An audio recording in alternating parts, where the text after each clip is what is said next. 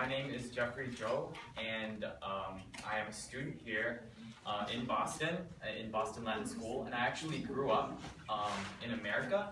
So my experiences living here must be very different from yours, I'm sure, most of you who have grown up and lived in China for most of your lives. And so I find that it's a very good opportunity for me to come here today and communicate with you guys and make friends, because it's very important for our cultures to understand each other. And my mom and dad both came from China, so I kind of get hints of what it was like back then for them. And I think that the differences between the Chinese and American way of teaching is really interesting, because there are good parts and bad parts in each. So with you guys, I'd like to just share my experience here, my personal experience living in America and going to Boston Latin School.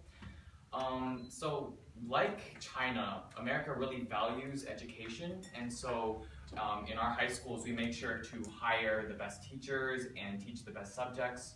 So we learn a lot of the sciences and humanities that you guys are also required to learn, such as, well, last year, for instance, I learned ELA, English Language Arts. I also learned some sciences like biology and chemistry.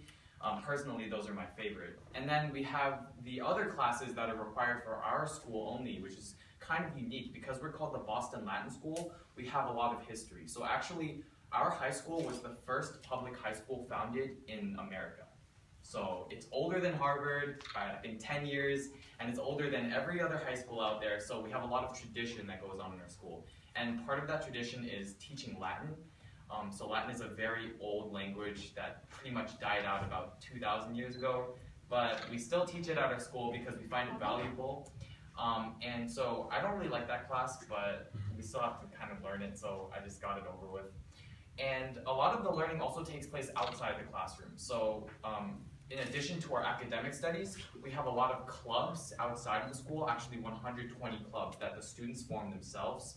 And these clubs really can show our individuality as students and as individuals, because there are so many different topics ranging from video making to newspaper writing.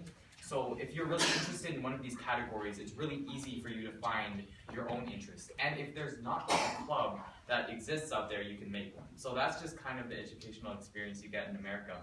And sometime in the near future, I hope to visit China and get a sense of what it's like there as well. Thank you.